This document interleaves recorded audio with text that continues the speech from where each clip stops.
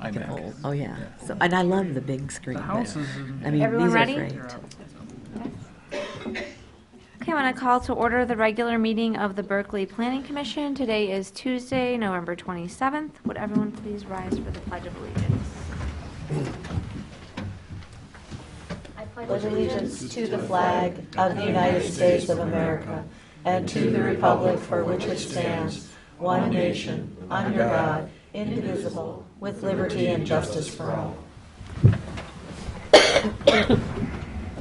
Okay, Mr. McLean, would you please call the roll? Yes.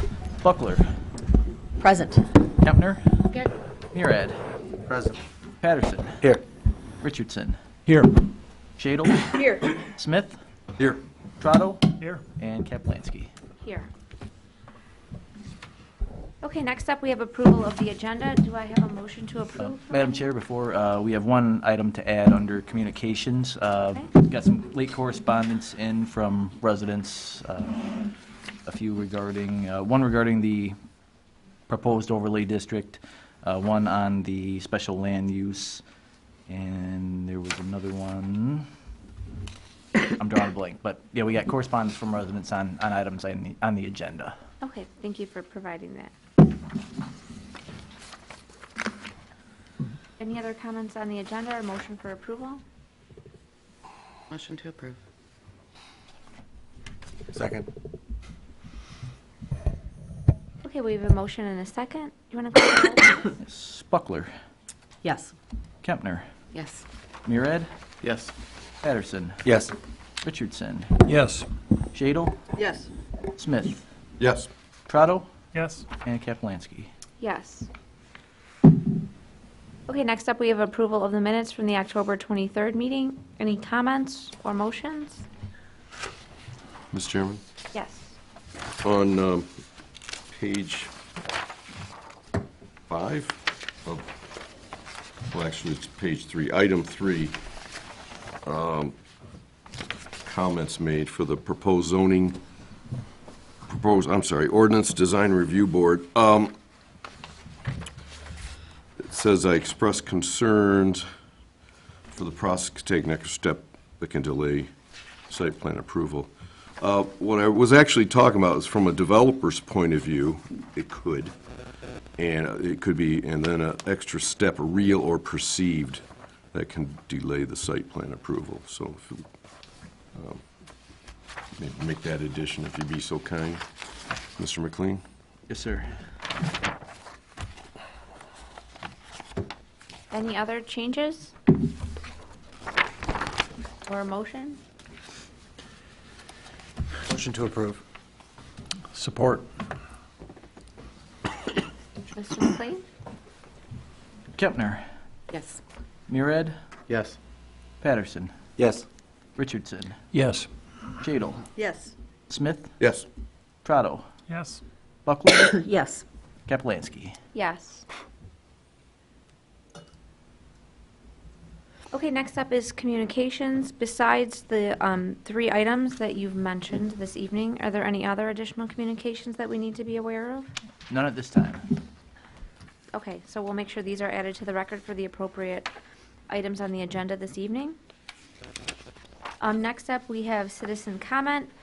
Any citizens that have comments that are not on the agenda, for items not on the agenda, please come forward. We ask you to sign in on the sign-in sheet provided next to Mr. McLean. As a reminder, the Planning Commission will not engage you in any discussion. When you come to the microphone, please state your name and address and try to keep your comments to 4 minutes or less. Is there anyone that would like to comment on something that is not on the agenda this evening? Okay, with that, we will close citizen comment and move on to our regular items. The first is a rezoning request, RZ 0118. Do you have anything to provide for us in terms of a staff report on that, Mr. McLean? Yes, the property at 3910 11 Mile is the property that was had the business formerly Holly Market. Over the years, it's been various iterations of convenience store / grocery store. Due to the small size of the lot, it's 33 feet by 121 feet, I believe. it's going to be tough to accommodate any type of business that's permitted in the 11-mile district. One of the issues that the property owner had is the fact that there's virtually no on-site parking. So that prompted the request from the applicant for rezoning. Okay. And the applicant is seeking to rezone the property from 11-mile district to residential. On the property, if you haven't had a chance to drive by, there was a dwelling unit at the rear of the building that had always been accessory to the primary use. So the property owner is looking to have this rezoned as residential, so that dwelling unit could be fully utilized for that purpose, and they would remodel the rest of the building, where the Holly Market used to sit. Okay. That is their intent. Okay. Is the applicant here this evening? Do you have anything that you want to add to that? Well, Could you step up to the microphone, please, and state your name? George Bennett. Okay, go ahead. The property used to be actually on the front a store, as Tim said, and the back of it used to be a house, and it's still a house. You have 3 bedrooms there, you have a bathroom, you have a kitchen, and behind the property used to be a garage, which was deteriorating condition. We took it out at this point in time. It was falling apart. And I think for the point of view of density, parking density will not fit for a business anymore. The previous owner used to live in the back of it, which is a house. It has a full basement. And he used to have a liquor store in the front, whatever it was, Holy Market. And then we thought that, bringing it as a business and a house is not going to fit because of the parking spaces and parking issues.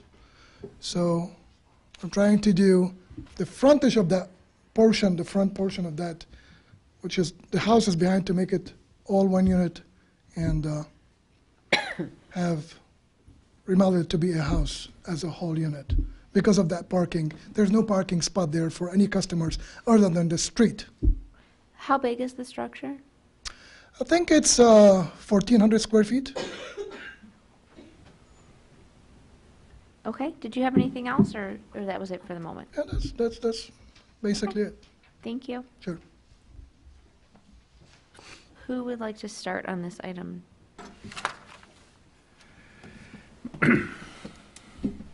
Madam Chair, are we opening the public hearing Yeah. portion? Yes, thank you. Yes, at this point I will open the public hearing. Is there anyone from the public who would like to comment on this? Did we receive any comments via mail? We received no comments on this request. Okay. Go ahead. You to sign first, or? No. You I can s- sign in afterwards. Okay. That's fine. My name is Ann McMinn, I live on Cummings, right down the street from the property. And I got to tell you, I don't know a whole lot about all the laws of planning committee and all. I'm just more curious as to why the city would, A, want one residential spot in the middle of a bunch of businesses along 11 Mile. And 2, since I received the postcard, it seems that work has been done on this house business where windows have been replaced. The windows in the front of the building are different than what they were. 2 dumpsters have been filled and taken away already. So I'm just curious too, if it doesn't get approved, what the plan is to do with the building afterwards. It just seems like it's made an assumption that it's going to be approved. So, I mean, personally, I really don't have any opposition to it. It just seems like the cart's kind of before the horse. Okay. That's all I got. Anyone else that would like to comment on this item? Hi, my name's Linus Droggs. I own the building at 3916 West 11 Mile. My concern is transferring this completely into residential, what the parking situation is going to be for somebody that's living there. There was a garage there, and the previous owner, based upon parking regulations, was forced to park inside the garage every night.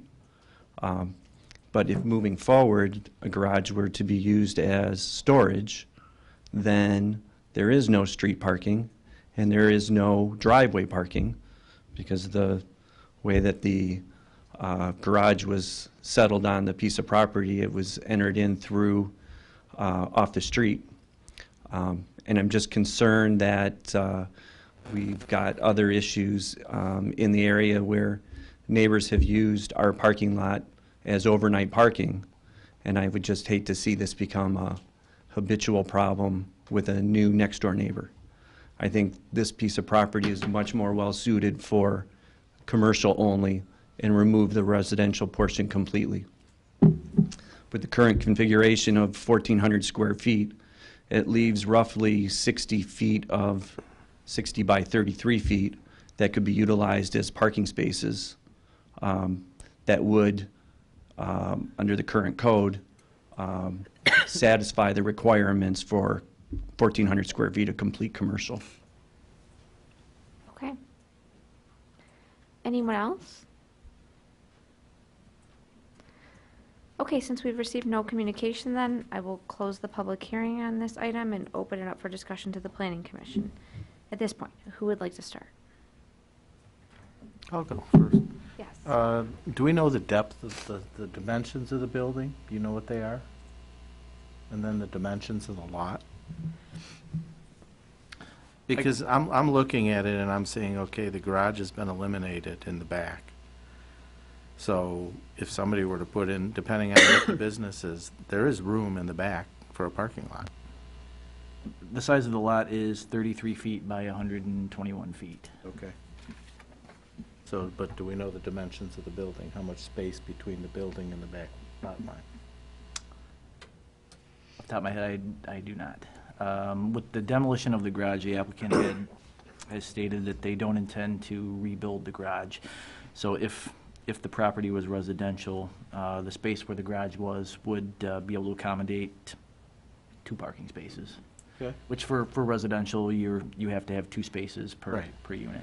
But looking at the aerial photo that the applicant supplied, it looks like from the building, from where the garage was, because it still shows the former garage, if that's 2 spaces, you got another 2 or 3 spaces from there in. So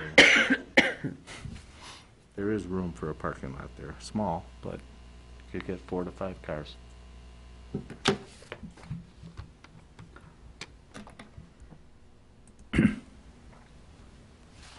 That's all I have. Anyone else? Oh, Yes. Go ahead. Mr. Richardson. the 1,400 square feet, that is the residence and the store combined. That's the entire structure. Okay, has anyone ever done a formal parking calculation on this property? How many spaces you could put there? We have. The applicant has asked about various uses, and obviously the required on-site parking varies depending on the usage. I know that, but I'm just in raw numbers. Yeah, to use it as its previous use, a convenience store, I believe it was going to be 6 spaces that would have been required. But how many spaces can you put on there, just right now, physically, how many can you put there, if you know? Yeah, I'd have to calculate. Okay. The most you can put there is 4. Could you step up to the microphone, please? Any business you would have put there will create more problem than residential. Obviously, anything you would put, let's say you want to put convenience store, it used to be before. You can have people standing in the street, parking, coming in and out. Well, that's not my question. I just want to know how many parking spaces. You cannot do more than 4, and this is the very top that people can park on the property, behind the house. Okay, After we remove the garage, before there were garage. 0. yeah. 0. So after we remove the garage, you can have 4 parking spaces. That's all what you could do. So the previous owner had, as we said, he had store up front, and he had the house, portion of the house, he was living there, and he had that garage which fits like 2.5 garage. I mean, 2.5 car garage. So obviously this is the district for business, but any business you're going to put there, you're going to create a parking problem. Because whatever the use is going to be, is going to have people coming in and out, and there's no space for that. I mean, we can do it the same way it was before. I have no problem with that. We can do the front portion as a store, and we can keep it the same way it was, like house in the back. But that's going to create problem with the parking spaces. So you're saying 4 spaces, and we haven't been able to confirm that officially? Depending on the use, 4 spaces is probably about right. Maybe 5. Okay. 4 or 5. Yeah. One has to be handicapped, correct? Correct. Yes. All right, well, that's all I wanted to know for now. And, you know, the neighbor here next door, I mean, he's very next building to us. And we'll fit him if he buys it, yes, because he has all the parking spots there. But as a unit, at this point in time, you cannot have business and residential, either or. That's what it could be. But for residential, we'll put more because we're not going to have, you know, I have 2 businesses, you know, I have a business on 11 Mile Road. You have to have parking spots for handicapped, you have to have parking spots for the customers. This place is not going to have on the property that spaces for the customer. Whatever you're going to use it for. I mean, what you're going to use it to be for a store, for a lawyer office. I don't know how many people are going to come in and out, but. What is your 11 Mile Road business? Matrix Motors. Okay, that's what I thought. Okay, Yeah, thanks. that used to be Jolly gas station. Now we have tons of place there, and we have no problem with parking space. But this is a lot that 7 or 10 times more than that place. So whatever the city says, we'll do. What I'm saying is, for a business-wise, at that particular property, there's no spaces for parking people to come in and out. Thank you. All set? Anyone Yes. else? Mr. Smith? You know, putting R1D along, that's what he's looking for, R1D.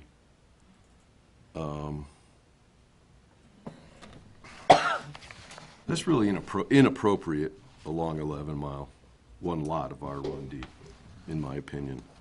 The applicant has a house down the street which was semi-historical, his existing house, and that's fine, it was there. This property could be reconfigured if it were a 2-story space, smaller footprint, you get some more parking spaces on it. It wouldn't be a big office building, or maybe even I could also see a work-live space here, or property or structure here, which is kind of what it is now, a market-live property, obsolete, but it's there. I don't see the R1D as appropriate at all on 11 Mile, 33-foot lot. There's other uses for this space. So that's what I really need to say. I mean, like I said, it could be reconfigured. There's other uses for this property, but I don't. And the garage in the back, see, I'm looking at a Google map. There's a building in the front. I think I have the right location. There's a green space, and there's a garage in the back, which has been demoed. Yes. Okay, yeah, okay. I don't think it's appropriate to change this to a residential use on the 11 Mile district. That's just my opinion. Okay. Anyone else? Madam Chair? Yes. If the applicant had a business to go in there, he would still have recourse to seek a variance from the Zoning Board of Appeals on parking. Mm-hmm. Yeah, this is spot zoning, and this gentleman was before us a few years ago with a similar request, which I think we struggled with, if I remember right. I know I struggled with it, and we finally granted it due to the semi-historical character of the house, kind of set off from everything. This is part of a commercial strip, and it's classic spot zoning, and I think it's contrary to good planning principles to rezone this to residential.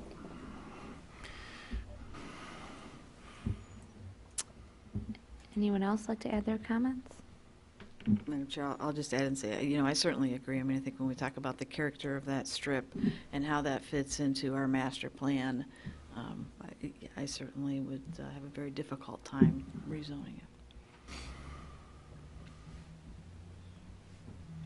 I don't have much to add except that I agree. Okay. Same here. I did drive by today, and I did see them working on it, which was a little concerning, but it's not really my call. Anyone else? Since they have been working on it, has any plans been submitted to the city? Any permits pulled? None at this time, other than the demo for the garage. And we would have to look into, if work is being done there, we'd have to look into what's being done. Okay, with that, I would agree with everyone that I think this would be an example of a spot zoning. It's my understanding that the future land use map indicates consumer trades for this property. Is that correct? That is correct. Does it also indicate the consumer trades for the property directly to the north of this property? I don't know the answer to that off the top of my head, but I can find out. Okay, I was struggling a bit with the future land use map.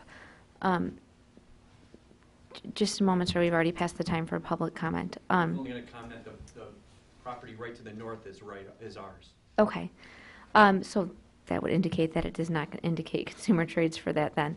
But I would agree that this would constitute a spot zoning, and I would not be in support of a rezoning for this property to residential.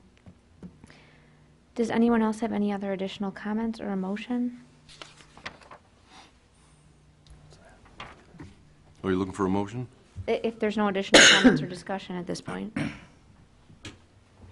Okay. Then I think we're ready for a motion if someone has one ready. I'll go. Okay? So I'd like to make a motion to deny RZ 0118. Second that. Any additional comments or thoughts? Mr. McLean, could you please call the roll? Murad, Yes. Patterson, Yes. Richardson, Yes. Shadle, Yes. Smith, Yes. Trotto, Yes. Buckler, Yes. Kempner, Yes. and Kaplansky. Yes. Okay, I'm sorry, sir, but your request to rezone was recommended for denial. You can talk to Mr. McLean about whether or not you would like to proceed to the city council at this point, but be all set for this evening. Okay, next up on the agenda, we have an additional rezoning request, RZ 0218, again along Cummings Avenue. Do you have anything to add for this one, Mr. McLean? Yes, in 1986, this property was rezoned from residential to parking. At that time, there were a number of rezoning requests that were initiated by the city along the 12-mile corridor. The thinking at the time was that the businesses or possibly the city would buy up those properties and develop them as parking for the businesses along 12-mile. Over the years, a number of those properties were developed as parking. However, there are still, I believe, 2 or 3 properties that were zoned as P1 where there are houses that still stand. In this case, the property in question is in proximity to the Doll Hospital property and was owned by the same individuals who own the Doll Hospital. The new property owner indicated that when they purchased the property, they were unaware of the P1 zoning designation and had come to the building department to obtain a permit to demo the house and construct a new one. That was when he was made aware that the property is zoned parking. Okay. Is the applicant here this evening?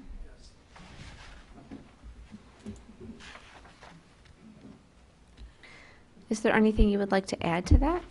Yes, I've talked with several of the neighbors, and in the packet there I have gotten their approval. I feel that if we were to turn it into parking, which is not my intention is to build a new single-family residential house, but if we were to turn it into parking, it would have negative impacts on the neighborhood, including values and then, just traffic.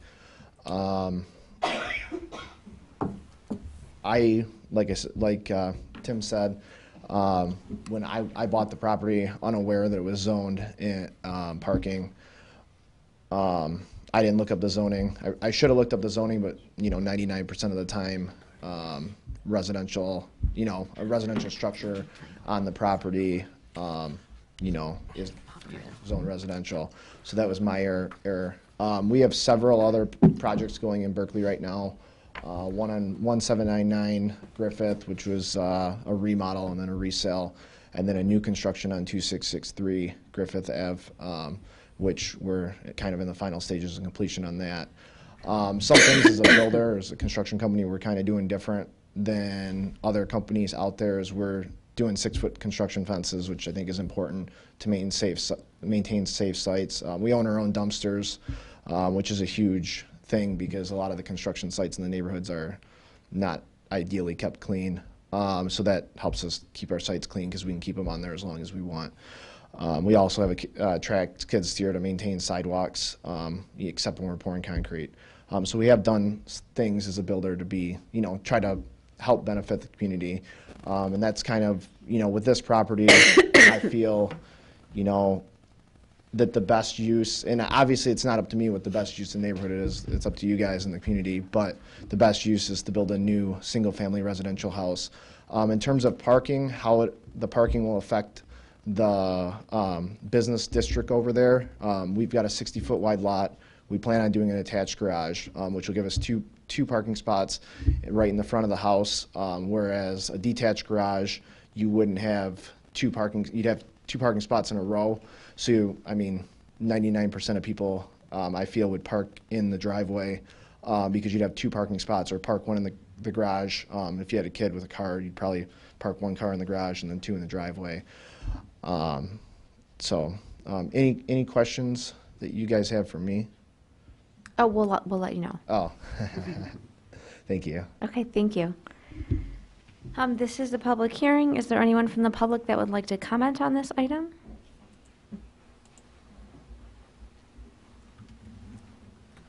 Hi, Wendy Zabramski, Berkeley. Just in looking this, the whole strip is parking, and I'm finding, at least by me, parking is a problem. There's not enough. There's not enough in different places of the city. Changing it. If you look down all the way down past Thomas, it's all parking in that first block. Just my opinion. Okay. Anyone else? Mr. McLean? Oh, go ahead. Kurt Height, Berkeley.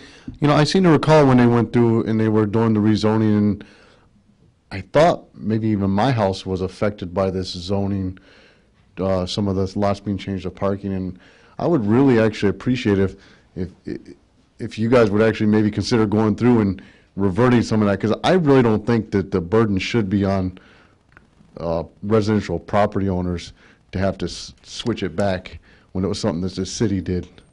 And we were told at the time it wouldn't affect anything, as far as going forward, what we do and everything will be okay. And I think really somebody should take a look at that, because I don't feel it's right that if somebody has a residential property and they have a home on it, if it's got any partial of their property as zoned parking, I don't really think that's an unnecessary burden on homeowners. I would like I'd like to hear like dialogue where somebody goes through and really looks at that and really relooks and considers whether the right action was taken back then. Thank you. Thank you. Anyone else? Do we receive any correspondence on this item? None at this time. No additional correspondence. However, in your packet, the applicant included with their narrative some correspondence from the neighbors indicating support for the rezoning. Okay, thank you. All right, with that, I'll close the public hearing. Who would like to start the discussion? Mr. Chairman? Yes, Mr. Smith. I'd like to remind the planning commissioners, this is a zoning issue. Ignore this elevation at this time of the building. Plans and elevations don't matter in zoning issues. So I will have some comments about it afterwards, but that's okay. I'll keep going. several of us, is the applicant? Yep. Do you mind?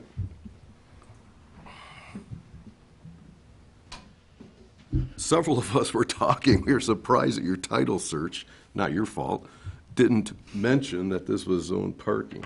Right. We're just kind of, just. Thinking of a lawsuit. You may want to talk to your surveyor or whoever you did your work for you. Yeah, back in '86, 32 years ago, this, and it looks like a bunch of properties were rezoned parking. It's remained a house for 32 years. I don't think next month someone's going to want to turn it into some parking spaces. Unlike the previous applicant, I think this is very appropriate in this location. I think, and we've done it before, we did it, there's a piece of property over by the bowling alley a few years ago that was zoned parking. Yeah. And in fact, it was parking, if I remember correctly. It was parking, Yeah. but it encroached in the neighborhood. It did. But I see no issue, in my humble opinion, that this couldn't be rezoned back to R1D. Yes, Ms. Buckley. Marty, I disagree. So unusual for us, so unusual for us. I think there was vision in rezoning this to parking, and I appreciate the tension that you have and that you bought this house and now you find out it's zoned parking. But when I look at that area and I look at the giant building that was the Doll Hospital and the other businesses there is a total lack of parking to develop those into anything really meaningful. I mean, there's a limited number of spots, or I should say, we are ensuring that they stay kind of underused space. They couldn't be a restaurant. It couldn't be, I mean, I'm not even sure you could be a hair salon on these parcels with the parking requirements. But there's not enough within 500 feet, because the next biggest parking lot would be the former Sila's, which is private. And there's really nothing that, unless they cross into, I can't make my little thingy go, unless they cross into 12 Mile, and there's not that much back, there's some little stuff back there off Bacon, but I'm not sure who owns that. This does encroach into the neighborhood a little bit, although it does kind of back up to a playscape. Is that a daycare or a park or something to the east or to the old west? Doll and Toy Soldier Shop's It's the sales area for their playscape. playscapes. Playscapes, okay. So it does back up into commercial. I don't know. I'm kind of in the middle on this one because I think the parking is necessary to make vibrant businesses on that end of town. If not, we're just going to end up with very low volume businesses down there, and if we're willing to accept that, that's fine too. So. Madam Chair. Yes, Ms. Sheehan. I just want a clarification for the zoning of the property to the west. I believe in our packets that was zoned residential.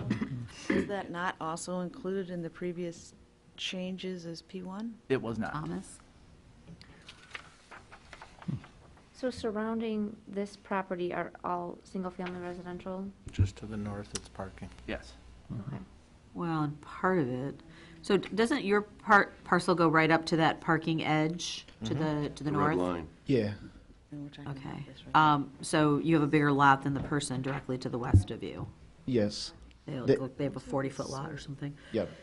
Yeah, that 20-foot. I don't know, based on the zoning map that's on the city website, it looks like it's the lots to the west are zoned P1.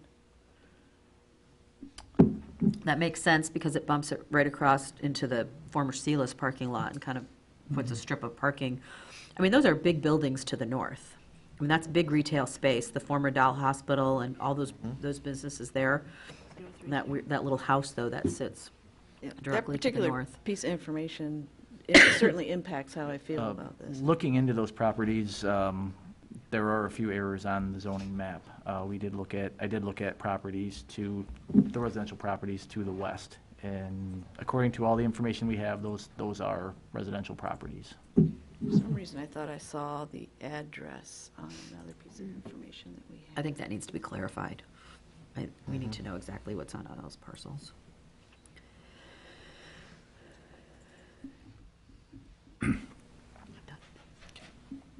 Yeah, I think the other. So we're certain that the zoning on the parcel to the west is residential? Yes, we do have a master list of all the properties that were rezoned.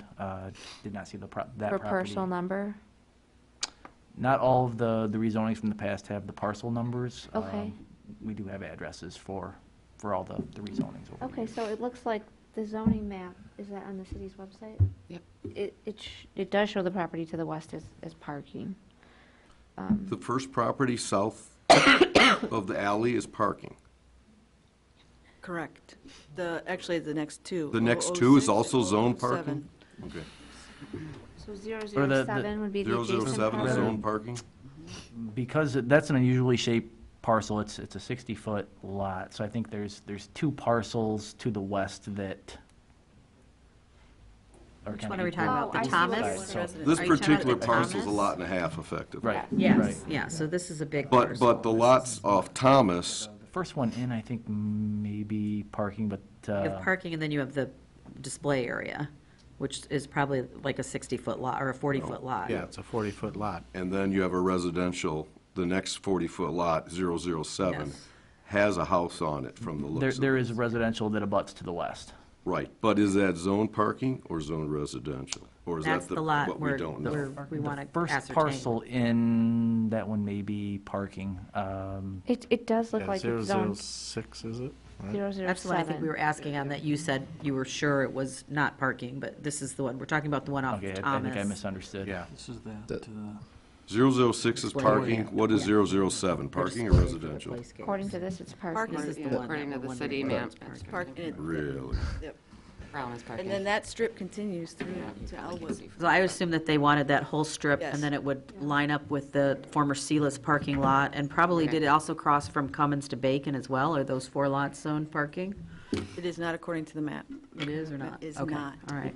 Well, this would have given, though, a nice parking for those big buildings that are all right Exactly. there. There are 1 or 2 parcels on the north side of 12 Mile that are zone parking where there are still houses. I don't know. I see the vision in that. So I assume the master plan matches up with that zoning designation? I was having trouble identifying which, I don't know if the master plan really identifies parcels very clearly. Didn't I really was speak struggling with to that in the master plan. Granular. Anything else, Ms. Shado? No, so do we have clarification as to exactly how we're zoned on those parts? So is the zoning map that is displayed on the city's website, that would be accurate? Believe so, yes. The first parcel in behind the Doll Hospital to the west. What about the second What one? about the I second? believe that one is residential. Can I speak real quick? You want to take a look at it? Can I just come around and? Yes. Agreed, and I don't think there's any Is in that front, address- there's no street parking to the front. There's no, Yeah, I remember that. there's no spots here. This one, on Thomas? this here, There's But no this is parking just here. the public notice, so you can't really. So this is parking, and this is parking. yeah, and this here is commercial, or is it a house? I think So it's a this house. one's parking, Yeah. this one's residential, he thinks. He thinks, but according to the map, They're both parking. This is a lot and a half, so it's totally desirable, but, I mean, it just looks so weird, too, when you go up. I drove Okay, around it. in order to determine the answer for that, we're going to just take a 5-minute break, and Mr. McLean is just going to confirm it so that we know for sure.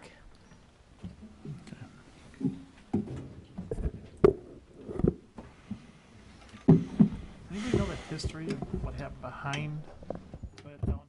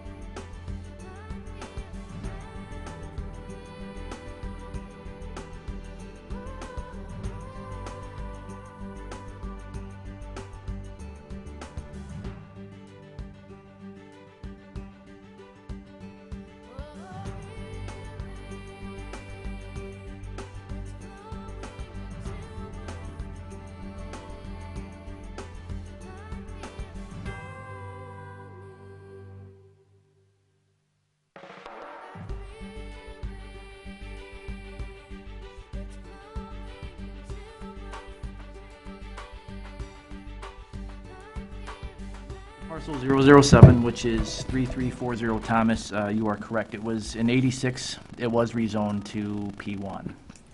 So we have parking then surrounding the north, west, and west sides Nice new concrete Correct. driveway there. property. Yes, Okay. those first two parcels in are zone P1. Okay. Okay, well, That changes the game. well, it changes the, Madam Chair. Yes, Ms. Shado. That's why I asked the question. I think, given that, I'd have a very difficult time voting in favor of the request. Anyone else? One thing to consider, the fact that these have been zone parking for 32 years. They've not been developed as parking in that time. I think the planning commission would have to weigh whether or not a zoning designation of P1 would be the highest and best use for those parcels. Am I correct, Mr. McLean, in seeing that the future land use designation for this particular parcel and on the surrounding parcels or the immediately adjacent parcel to the west would be mixed use? Is that correct? On the future land use map? Yep, I believe you are correct. Okay. Does mixed use include parking?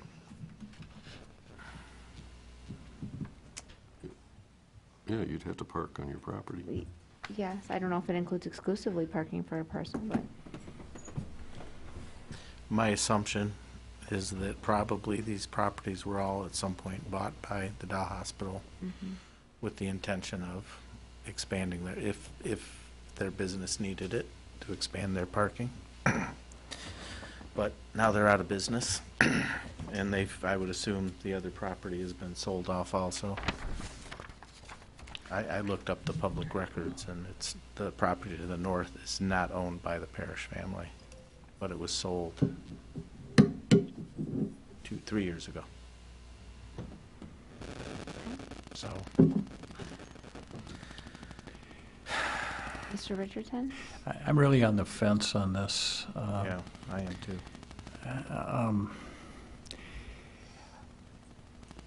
There's no question there's lack of parking in that neighborhood. There's really no question about that. The question I have is how important of a problem is that? What are the drivers of economic activity in that area? What kind of businesses can we expect to locate there in the future, and what will their parking demands be? It just seems to me that we have a changing economy where we don't maybe have parking demands that we used to, particularly for the kinds of businesses contemplated for that area. At least, I could be wrong about that, but that's going around in my mind. Also, taking Mr. McLean's point that there's been no. I mean, it's already zone parking, so if there was an economic need for parking, it would not have been any trouble to create a parking lot there, and it never happened. And what does that tell you? I don't want to hamstring for future development in the area by removing parking. Parking's a big problem in Berkeley, lack of parking. Taking it away bothers me, but I just don't know how badly we need to preserve that zoning, given the future of the economy. When I say I don't know. I don't really have the answer in my head, so I'm on the fence. Okay. I struggle with this too, because it has been rezoned, yet stayed residential for a very, very long time. But I see the need for parking, and if we start to get the development on 12 Mile where we have, second stories that start to pop up, I think we really are going to need that. Even if it's a low impact storefront, you're then going to need it for whatever goes on upstairs. I see the vision of having that parking, and I feel like that parking's needed. But I mean, I feel bad, and I do feel conflicted, but I think I'm leaning towards it needs to be parking.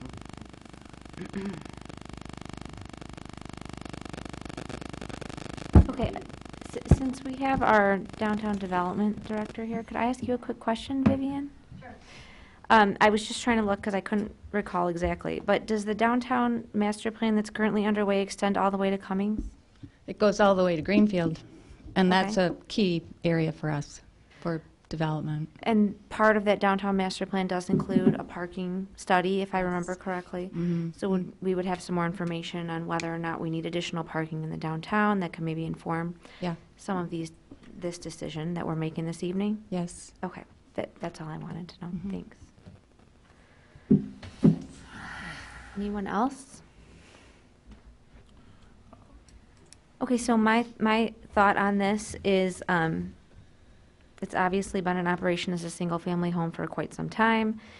For the very immediate future, it appears to make sense to continue as a single-family home, but I could also recognize the need for additional parking on this parcel in the future. At this point, I'm leaning towards recommending denial, with the caveat that should the downtown master plan come back and show that we have sufficient parking and that this parcel isn't necessarily needed for parking, the applicant could always reapply once that is adopted, and then would be in compliance with the master plan recommendations for the property. What's the, if I may, what's the schedule on that master plan, that parking master plan? What's the schedule for that, Vivian? So the master plan should be presented actually to the Planning Commission in May of 2019. We'll have our first draft in February, a second draft in March, or probably in April. But I mean, I do think it's critical to think about what the needs are going to be down there. And I just don't think we know that at We this don't. point. It's been so long since we've studied the parking, it just... Well, and there's been no emphasis on economic development or, you know, down there. So there has been no master plan done at all for that section that's specific. So it's almost like we have to let that play out and see. Otherwise, we hamstring ourselves. And I guess I would lean toward not rocking the boat at this time by a rezoning, but rather proceed into the planning. I think that's how I look at it.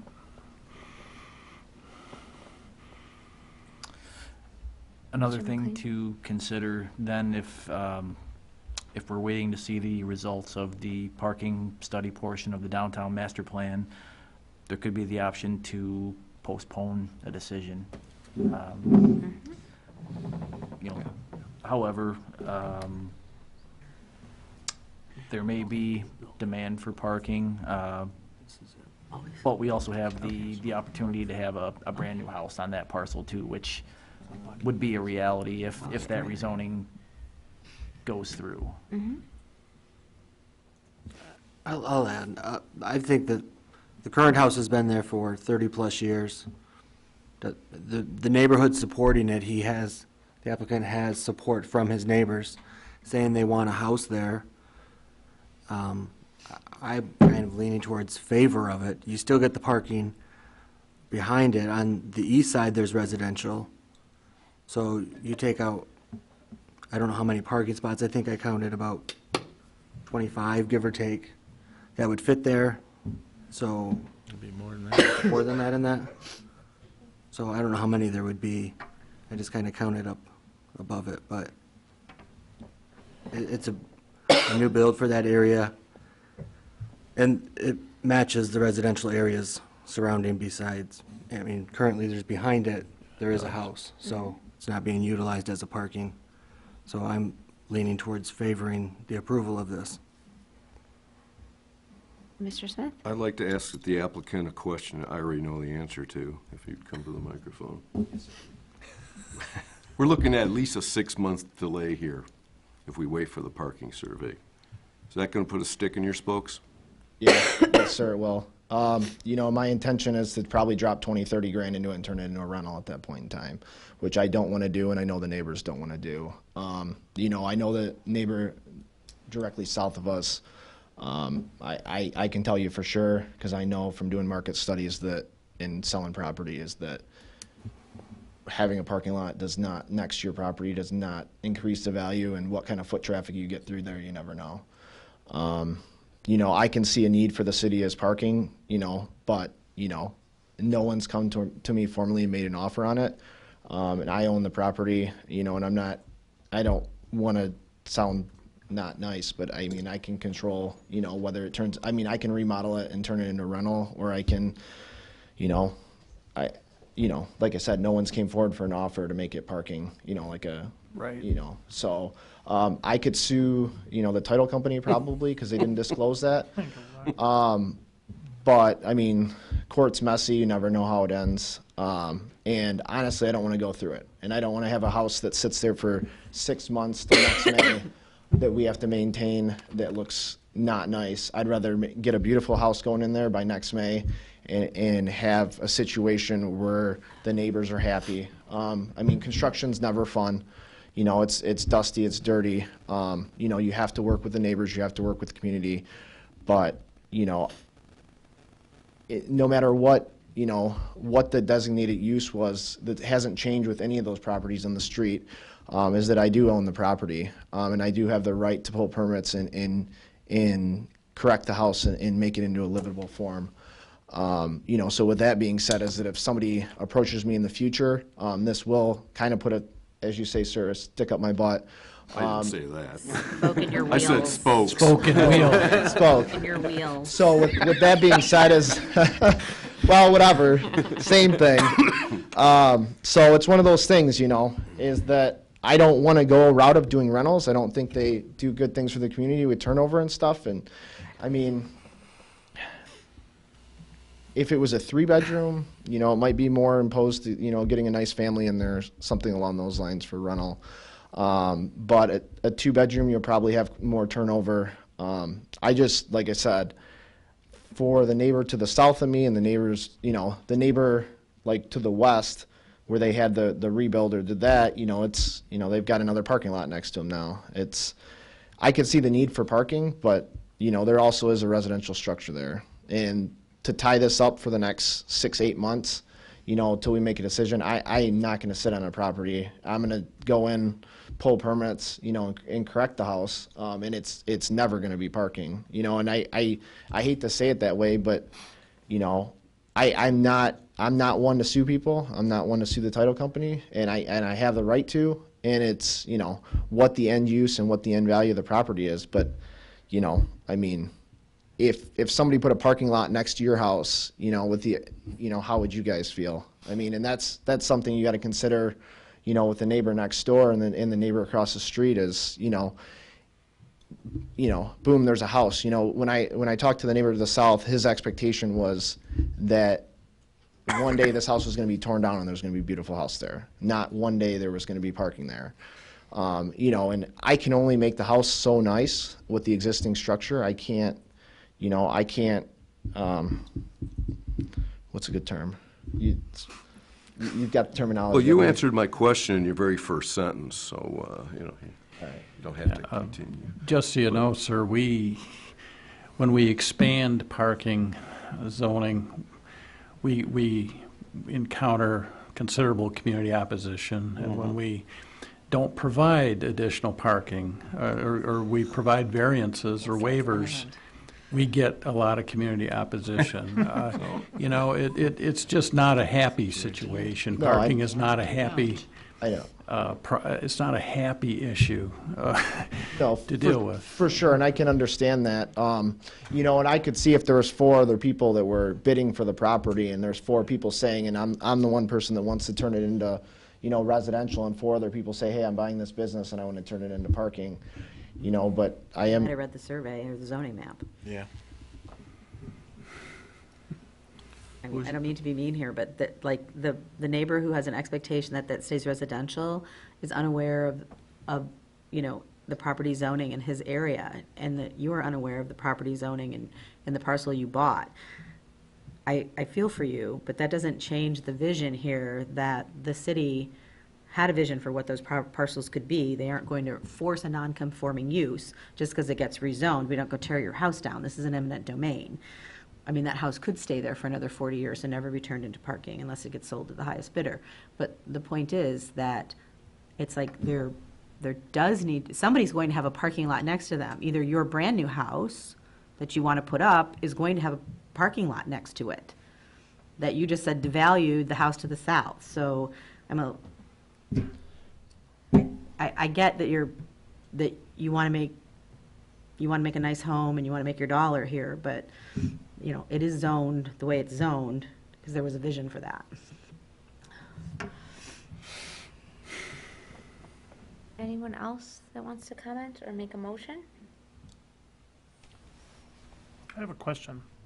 Even though it's still zoned parking, can he still build a house on it? No. You cannot. He could remodel it. Could remodel the existing house. Yep. Within the footprint. Mm-hmm. And expand a non-conforming use. Yep. The P1 districts allow for strictly parking lots and some drive-through use. Again, he would, with that designation, he could do a remodel, but under current zoning, it would be considered a non-conforming structure, so you wouldn't be permitted to increase the non-conformity. Is that as to footprint, or is that all as to square feet? Can he go up a story? Probably not. That would be, again, that would be increasing the non-conformity. Okay. Any motions? Or a motion? I'll make a motion. Ms. Buckler? I motion that we deny the rezoning request RZ02-18 at 3339 Cummins Avenue. Second. Okay, thank you. That's good. I didn't say anymore. Additional discussion? Mr. McLean? Patterson. No. Richardson. Yes. Shadle. Yes. Smith. No. Trotto. No. Buckler. Yes. Kempner. Yes. Murad. No. And Kaplansky. Yes. 5-4 in favor of denial. Okay, sir, I'm sorry, but your rezoning has been recommended for denial. You can check with Mr. McLean if you want to proceed to the city council or move forward with remodeling the existing residence. All right. Thank you.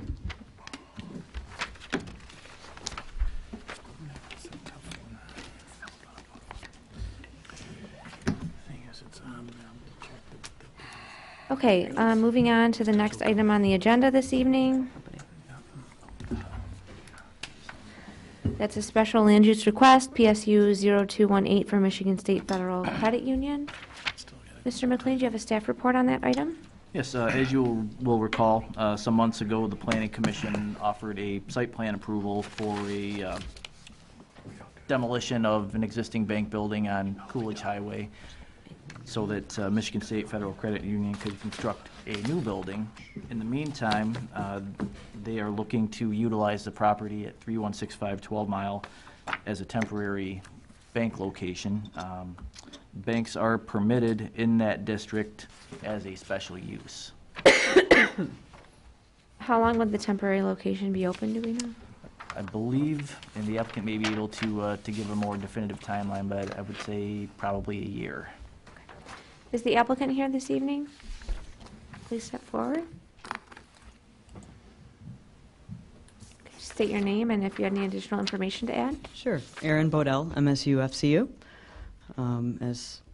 As Tim said, we're seeking special land use approval to operate a credit union branch at 3165 12 Mile Road.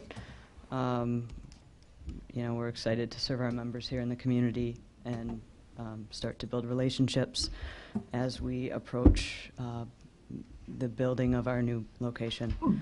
And we have about 6,400 members within a 5-mile radius here.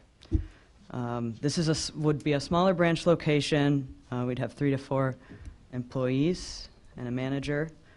So 4 stations, 4 MSR stations, teller stations. So we are proposing, and I don't know if it's for this meeting, but removal of the existing banner on the outside, replacing our signage, installation of an ATM through a pane of glass, as it says in the write-up, and some light, some paint, carpeting, and fixtures. And we intend to stay open probably, I believe our October would be a year. And then the Cool location would be up and running? Correct. Okay. Okay. We'll let you know if we have any questions. Is there anyone from the public that would like to comment on this item? This is a public hearing. Yes, Wendy Zabramski, Berkeley. In addition to the letter I sent you, well, let me summarize the letter for the audience. I got a postcard because I am in very close proximity, and I went yesterday to review the application, complete application, and I was given one sheet of paper. And we got talking, and I said, well, there's already an ATM there. I said, if we're coming for this, how did they put an ATM in there? And he says, well, I was not happy that happened. I was unaware that it was going to happen. Also, he said he was waiting for something I thought had something to do with the application. I was wrong. It was a site plan he was waiting for. And as of this afternoon, just before lunch, he still didn't have a site plan on this. So in addition to this, my husband went and got cams for dinner, and the ATM is working. So here's an ATM that isn't even supposed to be in there yet, is working. So I have real concerns over who made that decision and how it got to this, because from what I understand is that they're asking permission for a special use to go in there, and they're already in there, at least the ATM. She also just alluded to saying, or just said that it'd be 3 or 4 employees and a manager, and in the parking thing, it says 3. Now, another thing, when I talked to Tim, I said about the parking, I said, you're saying on the sheet that it requires 6 spaces, or that's what it says in the agenda summary, and he says, well, as long as they're 500 feet from a municipal, it doesn't matter. And I thought, well, if all those businesses, it didn't matter, we would have a hell of a lot of extra traffic. I don't know if they're, just because they're within 500 feet of municipal, that's all that's required. That's real concerning to me, because in that particular block, we have parking on the street all the time, because, like I have said a million times before, Amici's has 2 deeded spots, and there's 10 municipal parking spots, including 1 handicap. And they're not the only ones that utilize that. So I see a real problem with parking, and I see this could add to the parking. I think the way it's come about is the city not playing nice and not doing their job in the right order. That's my opinion, but that's all I have on this. Anyone else? I'm Brian Grabenstein. I'm the facilities manager with MSUFCU, and I'm the one responsible for installing the ATM. So, shame on you. Yeah, shame on me, that is correct. I'm going to take responsibility for that. I misinterpreted an email from Tim stating that we could move forward with the walk-up ATM. My correspondence obviously didn't explain what we were doing for Tim at that location, but we will do what we have to do to make it right with the city with the ATM, but that was on me, and I apologize. And I apologize to you as well. Thank you. Anyone else? Okay, do we have any additional correspondence on this, Mr. McLean, besides Mr. Bramski's letter? That was it. Just a point of clarification. It was roughly a month ago, staff from the credit union contacted us about installing an ATM. We indicated there would be some permits required. Then it came to our attention a week or so ago that the ATM had been installed without any permits, and that a window had been removed to accommodate the ATM. In situations where window size is reduced, that would require a full site plan review by the Planning Commission. Violation notice was issued to the tenant. We've had conversations about getting a site plan submitted for that ATM. What's the status of that site plan? Yes, please. We are currently working with our architect to apply for the site plan, so we have to do a little bit more due diligence to finish our stamp drawing, but we're going through that process. So it kind of fell through with the holiday, so. Okay, with that, I'll close the public hearing. Who would like to start the discussion on this item? I have a question, Yes, Madam please. Chair. Are we even allowed to approve or a special land use request without a site plan? For an existing building, you can approve a special use, for the, specifically the use. I mean, if you're talking a brand-new building, then no, you would have to go through a full site plan review. So am I correct in, I need to jump in there too, so I'm looking at the application for special use approval that was submitted, and the instructions read, the application, and if you have $400, must be submitted with 18 copies of your proposal. If plans are required, then 18 sets of signed, sealed, and folded plans should be submitted. So we required plans for the special use for Folio. That was an existing building. We had a full site plan set to review for that special use. I don't see how that is any different than this site plan for special use approval. I feel like there should be a complete set of something. I'm less bothered about the ATM. I mean, that should have had a permit. Because it is a walk-up ATM versus just an ATM sitting in someone's building somewhere. But I feel like protocol has yet again been not followed, and we have another situation in front of us that, again, further erodes the public's trust, because the public trusts that we are supposed to have complete following the protocol that for these applicants that come before us. And every time it doesn't, it just erodes that even further. That makes me crankier. So I'm sorry, but it's like it's either one way or the other, but I don't see how this is any different than the last one that came through. so am I correct in assuming that had the window not been altered, there would not be a site plan required? That there would be no site plan approval required, or they're just moving into an existing space? They'd be moving into an existing space. If there were any alterations to the facade of the building, depending on the alterations. I guess that's my question. What alterations are happening to the space besides the window? Well, it's a facade. ATM. It's a Yeah. facade. Facade change. Facade. ATM and Just the signage. facade change? It's just the ATM and signage. The remainder of the facade of the building will stay the same. That is my understanding, yes. Okay. And by ordinance, staff can approve that if it's less than 50% change. But But when you're you not a when you special reduce use, though. the size of a Not the window, special then Special use is the that has issue to go here. before. Reducing the size of a window requires a full site plan review. But a full site plan review in this case, I'm assuming, would just be a page or two. I mean, it should be Facade review. fairly straightforward. Sure, but this is coupled with a special use permit. I mean, I that's where agree. I think that's the kicker here. This is not just going from, I was a bank and now I'm a bank with an ATM and a window, or I was zoned to be a bank. I It's agree. a special use with modifications. So Folio, all they did was add, some new glazing and Yeah. some, funky things, but it was the special use that precipitated that. So what's the timeline for the site plan? You said you guys are working to diligently get it in. What is your timeline?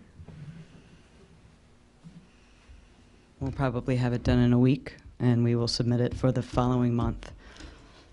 So if your meeting in January, is when we would come back for, Okay. to ask for that. So had we had we not overlooked that portion of this, we would be applying for Full package, sure. for full package today. Yes. Okay, I tend to agree with Ms. Buckler. I don't know that this is necessarily ready yet. I don't know that it's going to be a huge issue when it's ready. I agree, right. And given that timeline, maybe Mr. McLean, you could help me with this, but I don't know if we could postpone until the December meeting to that date certain and then avoid having to renotice all of the neighbors again.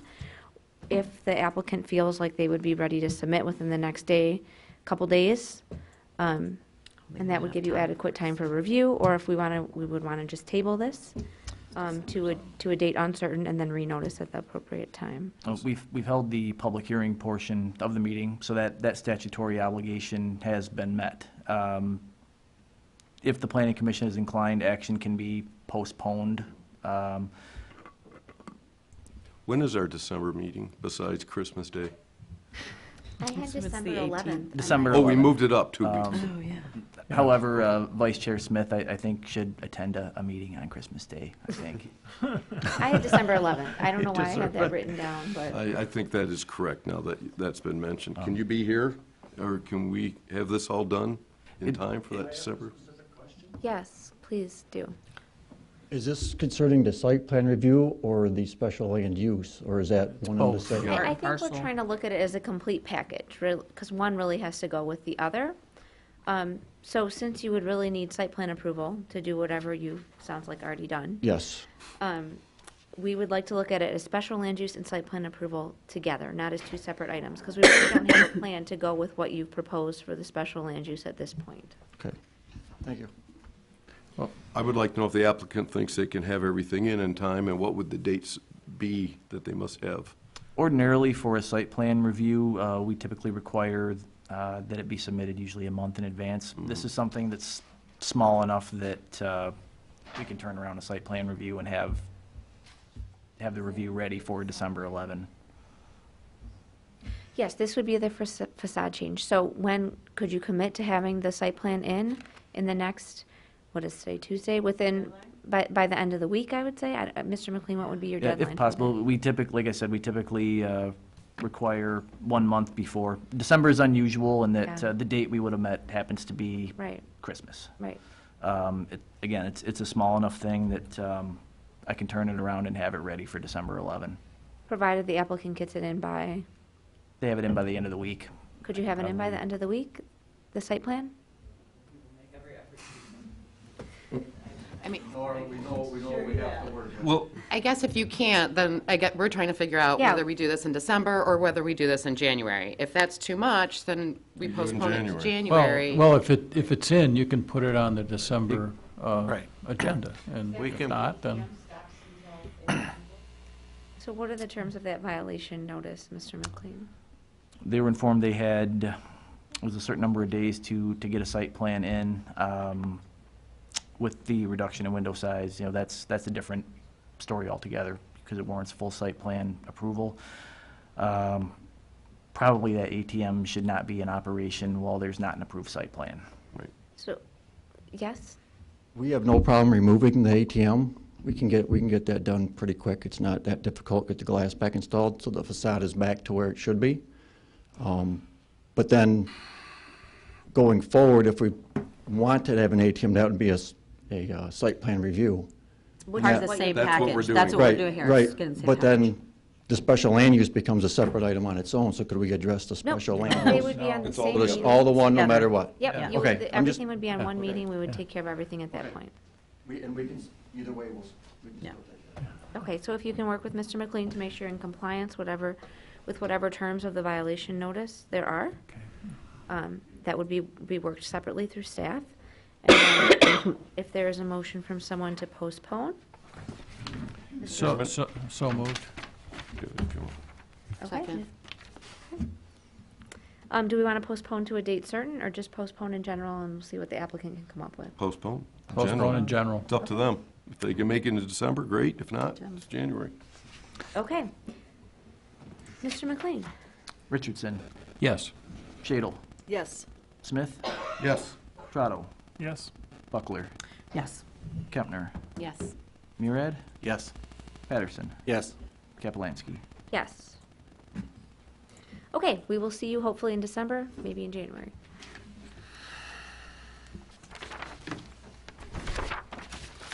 Okay, next up this evening, we have the public participation plan.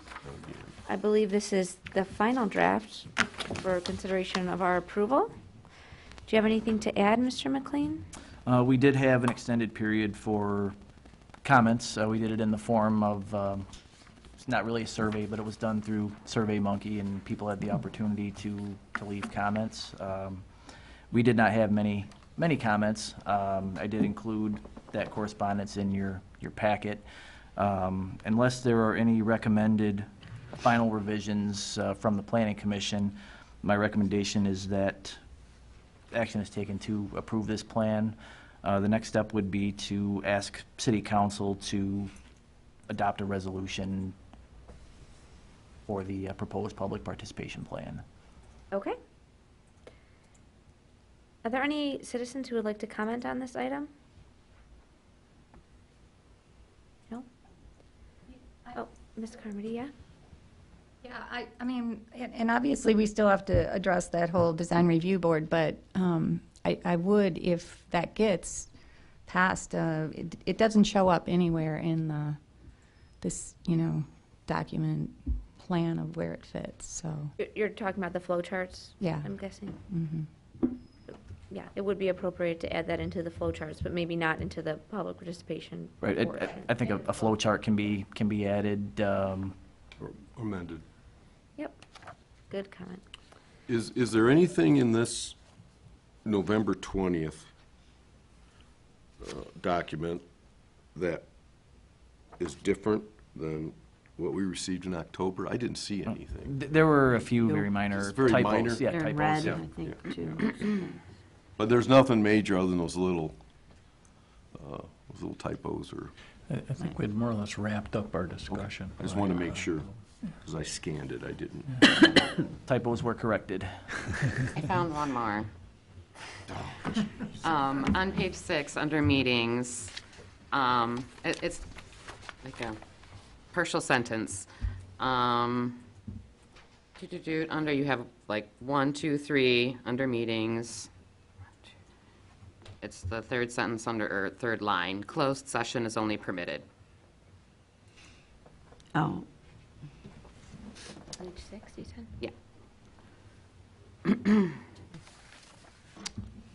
Looks like I need to add language that, from the Open Meetings Act specifying when closed session is appropriate.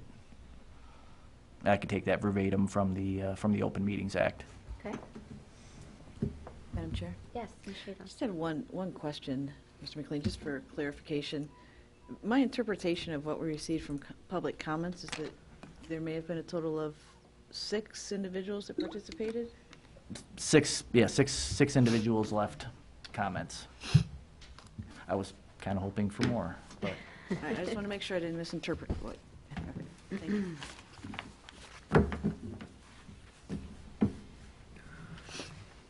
I have one more comment, and it's not like a deal breaker for me, but upon changing under the type of development and communications method on page 13, once we changed some of those to sometimes, my only issue is that when you look up to all the different advanced forms, none of these are listed in any of that, and to some degree that's appropriate, right? It's hard to have a, community workshop for a PUD, but it doesn't do anything to to help the community or the residents understand what that might look like on things like a rezoning or a planned unit development, a variance or an ordinance amendment. We don't really have anything to tell them what kind of an advanced communication might they be able to see out of that? Because these are mostly not applicable, but we don't really have anything that is super applicable for those.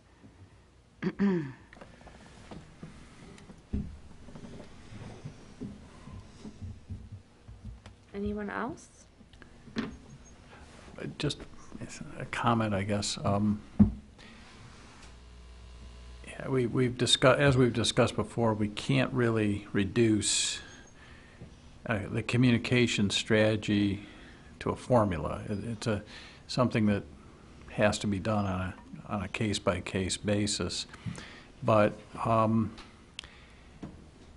I would trust that staff would, or the appropriate decision makers would decide fairly early on what tools they're going to employ in a particular circumstance. And my main point is, I think our staff and our decision makers would be flexible enough and be responsive enough that they would consider changing the tools or adding events if it became apparent that there was a desire on the community's part to have those things, like adding an open house. Or, I think there's going to be a back and forth about how communications unfold in particular projects, and I do think this plan embodies that, that philosophy, that spirit. So I'm comfortable enough with the language. I don't think we can parse this language down to the point of some kind of mathematical formula. I think it's probably precise enough at this point. But, we can always change the plan in the future, too, if it turns out that it's not adequate for our needs. So,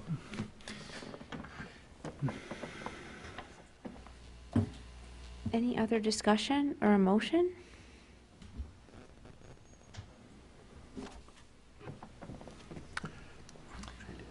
I'll make a motion. Sure.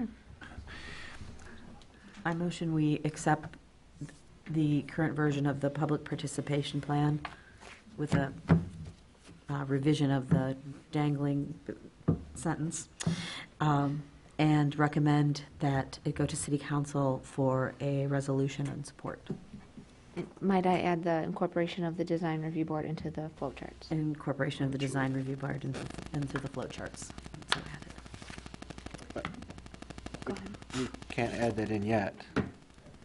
We don't Well, have we- it to add. we- So if we're sending this off, That's true. we'll have to do an addendum. We'll leave a placeholder for Yeah, at the appropriate design time. review board. An ellipsis. Yeah. Is there It's a modifiable plan. Is there a second? I'll second it. Additional discussion? Mr. McLean, could you please call the roll? Shadle. Yes. Smith. Yes. Trotto. Yes. Buckler. Yes. Kempner. Yes. Murad. Yes. Patterson. Yes. Richardson. Yes. Kaplansky. Yes. Okay, moving on, the final order of business on the agenda this evening is the design overlay district. We've talked about this a number of times. This is an additional discussion item at this point. Mr. McLean or Ms. Carmody, do you have anything that you want to tell us about what's changed? Director Carmody incorporated changes that were suggested from staff. There was some communication back and forth with the city attorney on the legality of certain items. Revisions were made accordingly, and the city attorney has reviewed. There were some changes that I believe are in red in your packet that I believe addressed a lot of the issues and concerns that the commission had at our previous meeting. And the city attorney is now comfortable with this language, correct? It's my understanding, yes.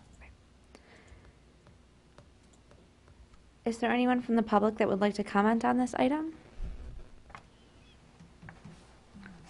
Please approach the podium.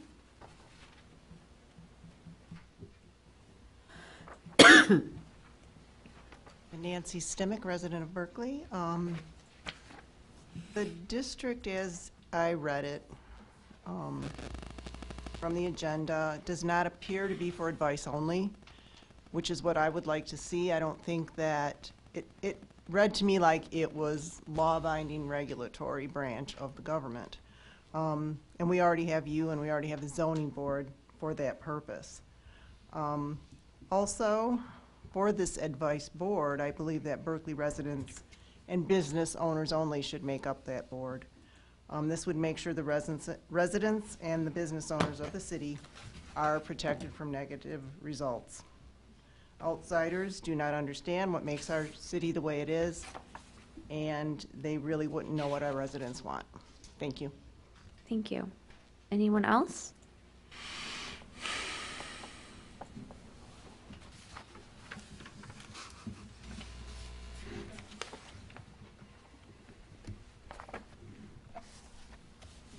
Annalise Petrus. I live on Franklin and Berkeley. I have a bit of a cold, so hopefully you can understand me. I'd like to say overall I really like the guidelines. I wish it was much more citywide and not just a DDA district, but I understand through previous conversations that, this has evolved in this manner. I really wanted to just kind of second that I think it should be made up of residents and also a business owner as a person on the board. One of the things that I think is, when I read through it, is finding a bit confusing is that it looks like there are two paths. If it's new construction, it goes through the DDA design board to review it. And if it's existing for renovation, it's reviewed by the DDA director. So it doesn't specifically state that the DDA director is on the board. So now there's two people, or there's a body of people and there's a person that are making interpretations. And I think that just is a opportunity for conflict. I think that could be better resolved somehow. The other thing that I'm noticing when I read through it, I guess I'm taking it from the perspective, if I was the applicant, how would I know that I fulfilled the guidelines? And so when I look to what kind of defines that, is that there are two places that mentions it. It just says that they will advise applicants on how a project can meet the spirit and intent of the design. The downtown design guidelines is one. The other place it says a recommendation to the City of Berkeley Planning Commission for approval or denial based on whether the application is substantially in compliance with the adopted Berkeley downtown guidelines. So the problem I see is that it's not specific enough to make it fair to every applicant. Do you have to be at 50%, 51%, 66%? Who determines what's applicable?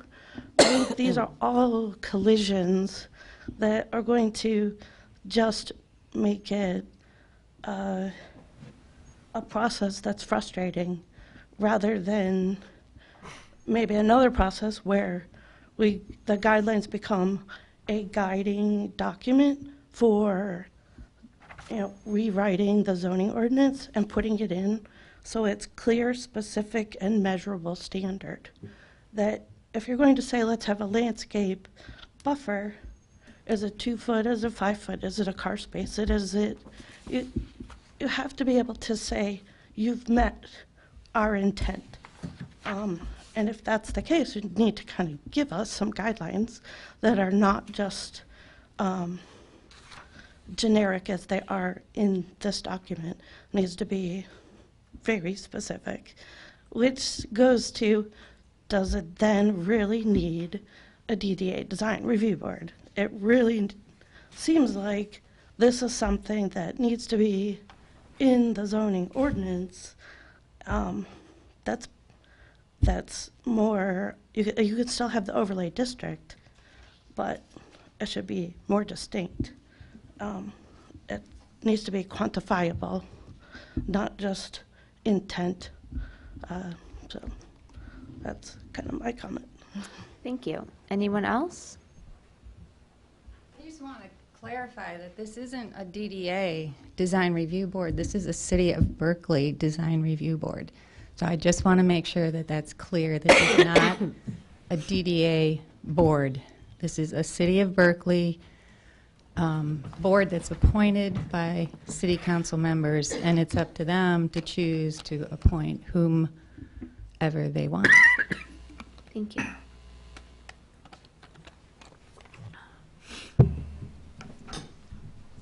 Kurt Height, Berkeley. You know, when I read through this, and I just like what she was mentioning about the modification that can happen.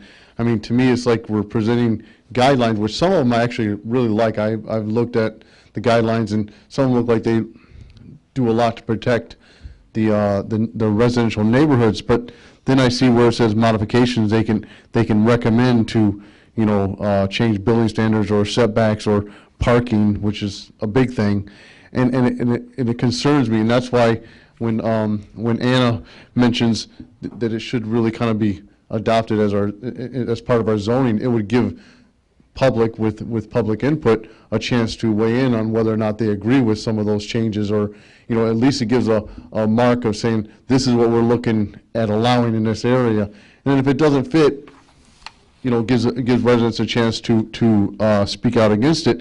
And I just worry that this design review board, advisory board, would kind of be almost like a green light if you guys up there here say, well, our design review advisory board says this is good.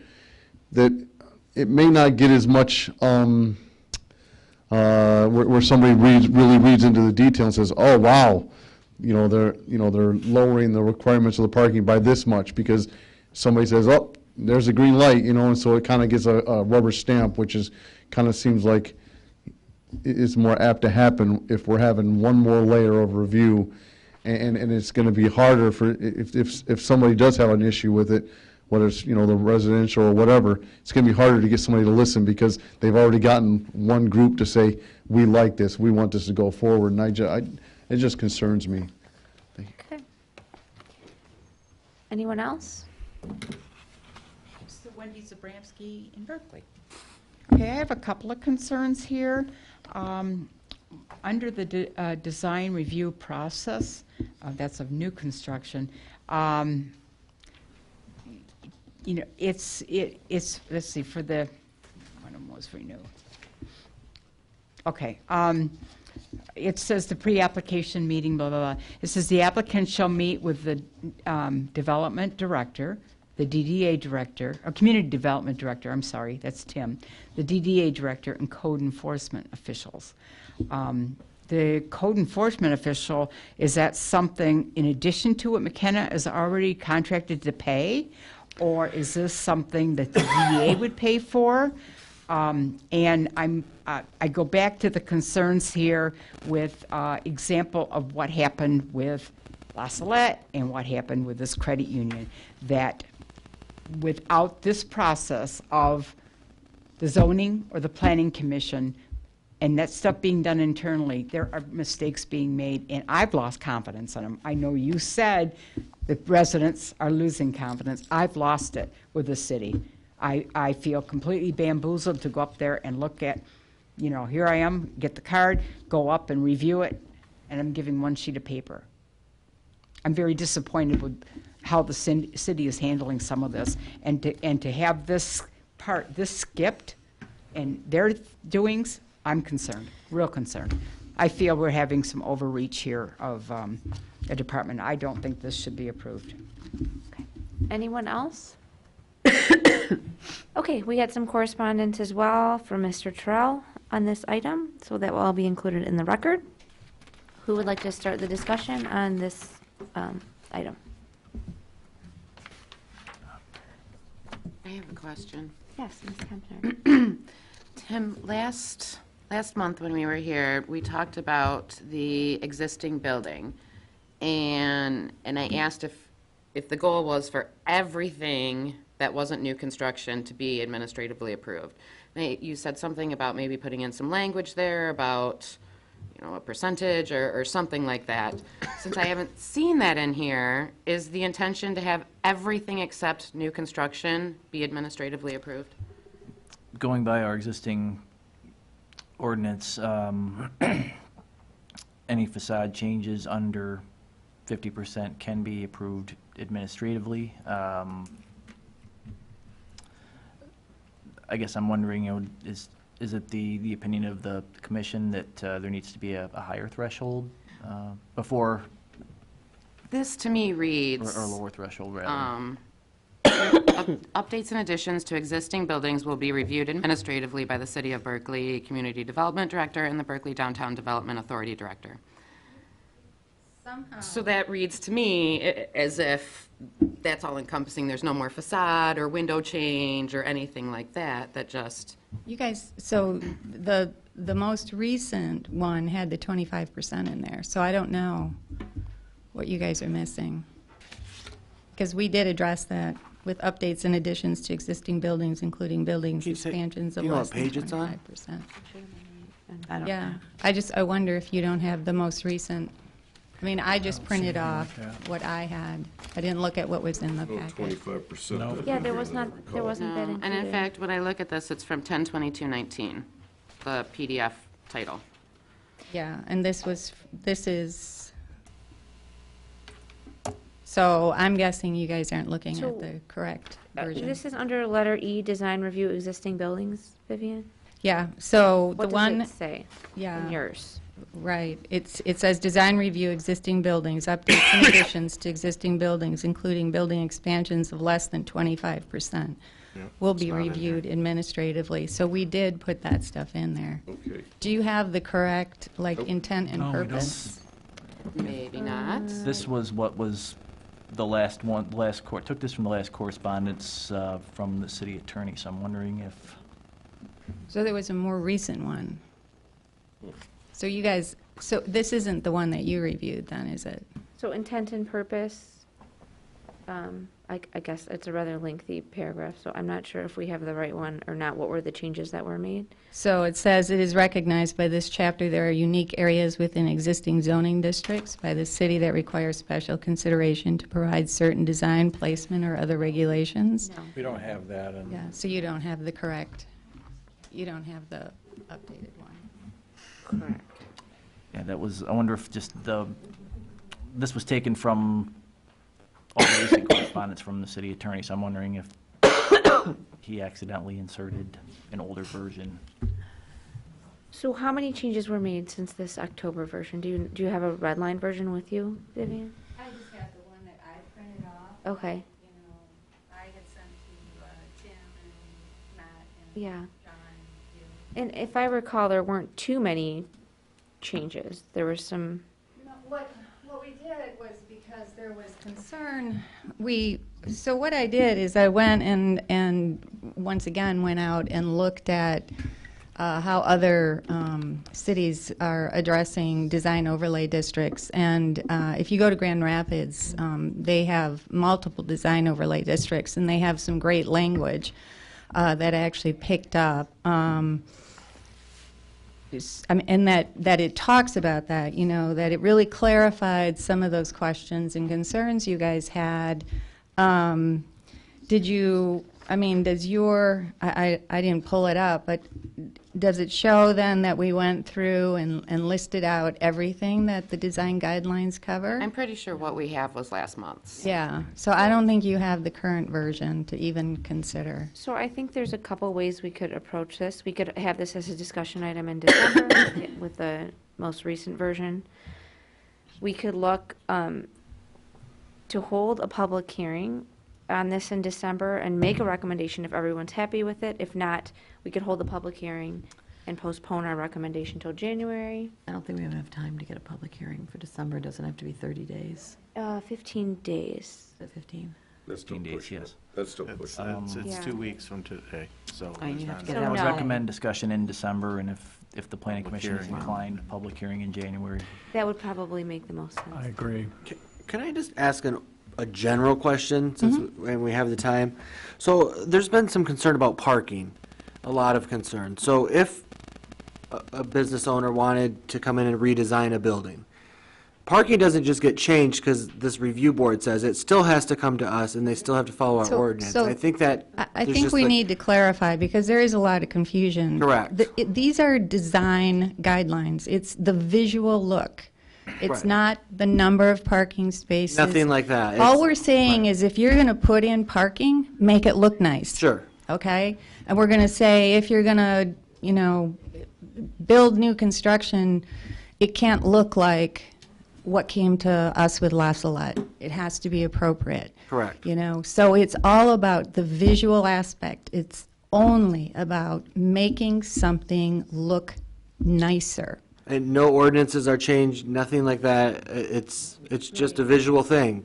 I just think It's some of the- visual. It Some of our says- neighbors, I think, are confusing that with, this is going to yes. come in and totally change, No. take I- all our it power away and does- city council's power No. and just give it to the DDA, and I don't think that's true.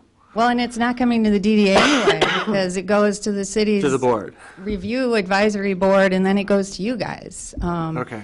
So it really is, it's design, it's about the visual aspect. That's the only thing. So when we look at all our surface parking lots, how do we make them look Sure. nicer? And a building won't Yep. stick out like a sore thumb. It's going to Exactly. look decent for our district. If you're building the new if you were doing the Big Coffee building today, the design guidelines would recommend building it to the sidewalk so that you have a continuous, that's the type of things it Okay. would address. Thank you. I just Yeah. need to be clarified for. Yeah. This has come up over and over again. I know there's an intent and purpose in the beginning of this. Maybe add to that in just what you said here in very plain language that people can understand. I know it says that here, but you may want to. You know what, I'm going to read the intent and purpose of the new one, because I think it really does clarify it. So this is the way it was rewritten. It's recognized by this chapter that there are unique areas within existing zoning districts of the city that require special consideration to provide certain design, placement, or other regulations in addition to those imposed by the current zoning designation. Accordingly, this article provides for a design overlay district that is intended to permit the proper regulation of zoning districts by adding special considerations in addition to those of the base zoning district that fall within the boundaries of the Downtown Development Authority. In all cases, applicants for building permits in an overlay district shall meet both the requirements of the base zoning district and the additional provisions, requirements, and restrictions of the overlay district. Where there is a conflict between other provisions of this chapter, those specifically applied in the overlay district shall control. The Downtown Design Overlay District is established to enhance the quality and compatibility of development, to establish consistent architectural and design guidelines, to encourage appropriate use of land, promote safe and efficient movement of traffic. The district is deemed necessary to enhance the aesthetic and visual character of lands adjacent to the two main commercial corridors in downtown Berkeley. And that's the intent and purpose. But we don't have all that, so. No, you don't have this one, yeah. Mr. Chair. Yes, Mr. Richardson. I have some questions based on the outdated version, but we're here, right? Yeah. So we might as well. And if you've answered these in the new version, I apologize in advance. No problem. And I'm also asking these because I'm not sure they were addressed last time, frankly. As to the review of existing buildings, I'm not going to get into anything other than what the outcome of the administrative review is. It doesn't really say anything in this older version other than, you know, there will be an administrative review, design review. It doesn't say, you know, that the administrative review will result in an approval or denial or a recommendation, or what happens after that administrative review is my concern.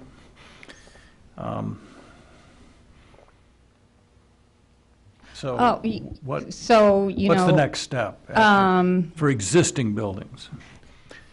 Yeah, so I guess in my mind, it would be just like anything that's administratively approved right now is you're either denied or you're approved. It should say that. It should say approved or denied. It shouldn't just say, we'll have a meeting, you know? Yeah, because it says right now, the existing building design review application will be reviewed within 10 business days. Yeah. And then we can just add in there, it will be then either approved or denied. Right. Can I interrupt, Mark, and clarify? Sure. If it's denied by the advisory board, doesn't the applicant Well, can it's still not- bring it to us? This is purely administrative review. It's not advisory board. The advisory board just makes a recommendation to you one way or the other. It always comes to you when it comes through the advisory board. And that's when public input and Yes, yeah, will and it's happen. totally not- up to you in the end. It's just that process that the, So moving through, and I don't have that many questions, but just a very minor thing. Mine aren't paginated, but I think it's page 3 on my draft, paragraph 3, where it talks about the composition of the design review board. This is kind of nitpicky, but it says one of the members shall be a, quote, developer, unquote. I would like that language to be a little more precise. A developer covers anybody from the guy that writes the checks in New York to somebody pounding nails. Sure. So And I'd that's- like to know what kind of person exactly you would like to fill that slot. well, Real what estate has been developer, real recommended to us is somebody who has, you know, development experience. So I think we can, you know, to clarify, I would love more feedback from you or the rest. Maybe just the term real estate developer would be 100%. sufficient. Yeah, we can easily do that, because you're right. I mean, it is about somebody who understands development in a commercial district. Okay. And then I think the main thing I have is more of a question, and it has to do with the red language on pages 1 and 2, paragraph, section 138, 540. So I don't think I have that. You don't? No. Well, let me just state what's bugging me What anyway. section is it? Section 138, 548. Is this the design? So these all changed around, these sections changed Oh, around in okay. mine? Well, So what's it titled? relationship kinda to- like, relationship to existing zoning districts. Oh, thanks. Relationship to existing zoning districts.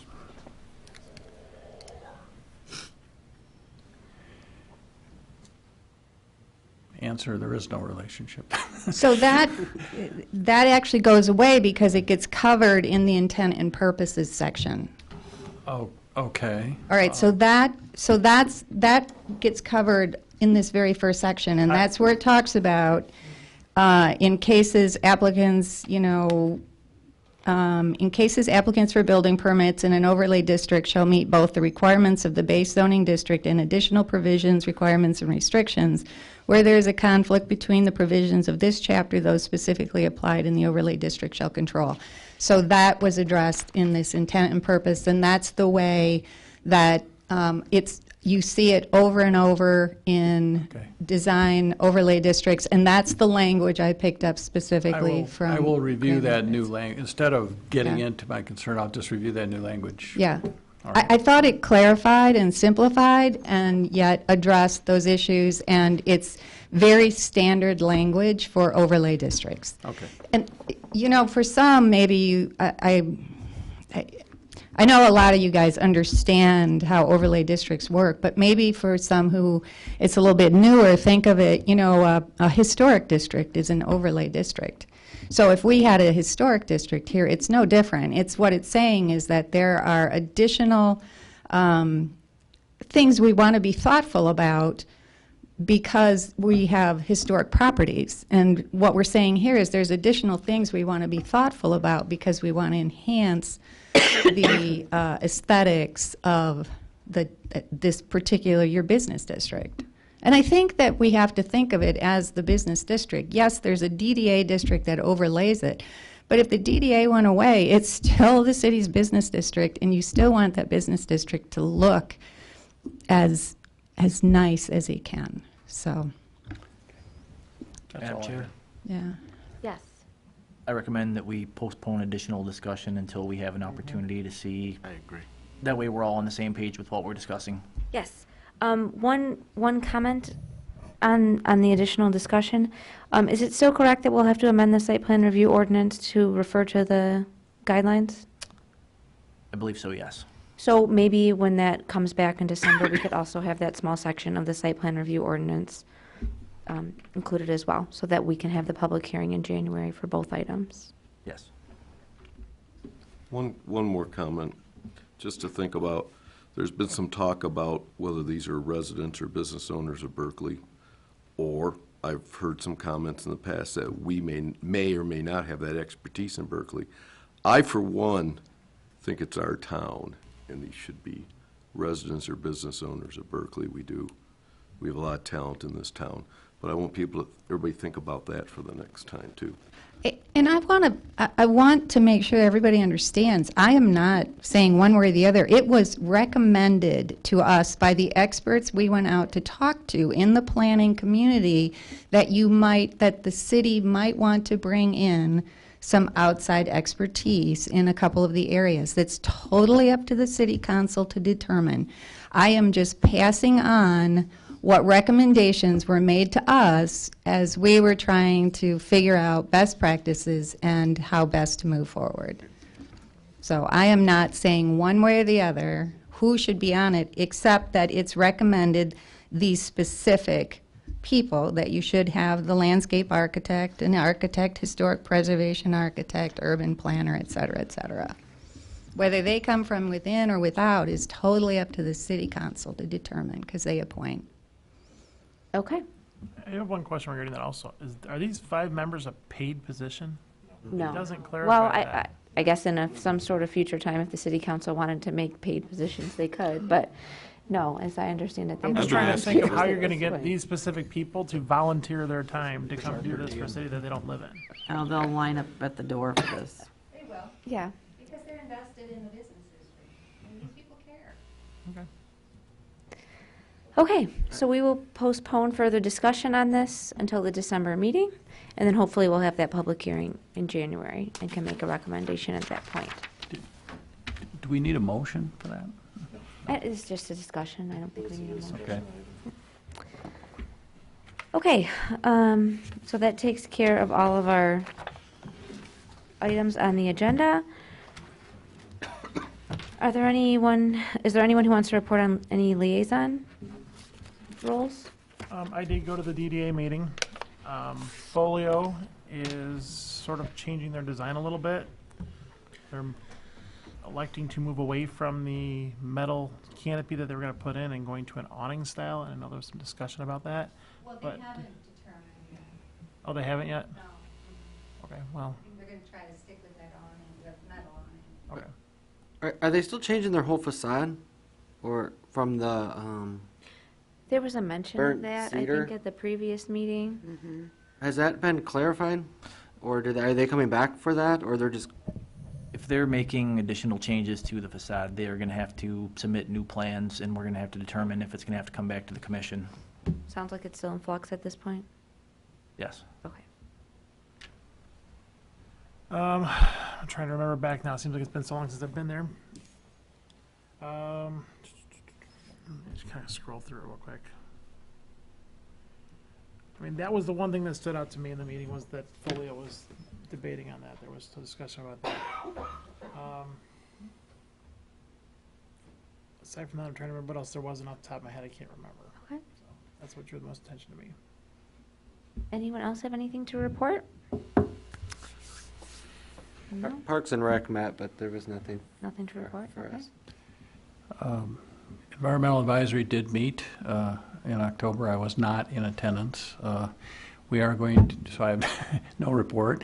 We're going to be meeting again November 29th, this coming Thursday at 6:30 in the Public Safety Building.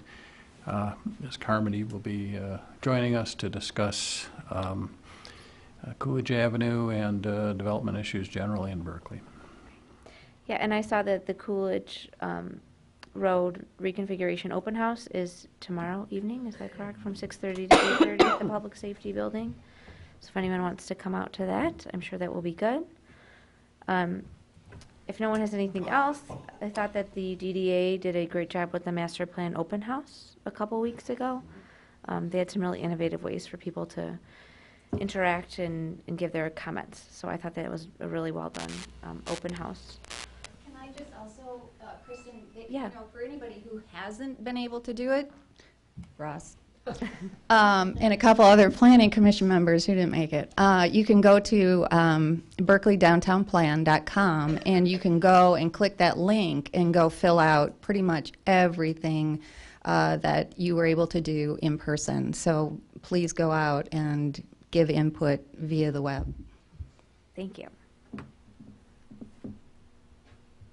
Okay, does anyone have any additional comments for the good of the group? Mr. Smith? There's been a couple events recently of facades that have been revised, and it seems to me that we probably should have seen those. Tootie and Tallulah's, as far as I'm concerned, that was more than a 50% facade change. It turned out fine, and that's fine. I understand there's a new salon. Is that the old Radiator shop? Berkley Transmission, I think. Berkley Transmission.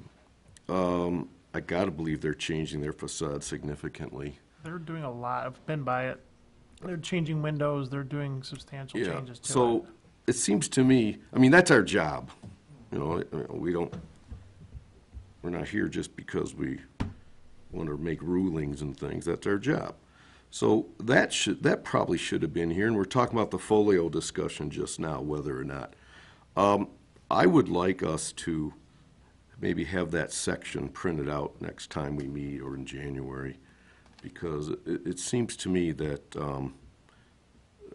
and they don't necessarily turn out bad, but we're not getting access to some things that we're supposed to be doing.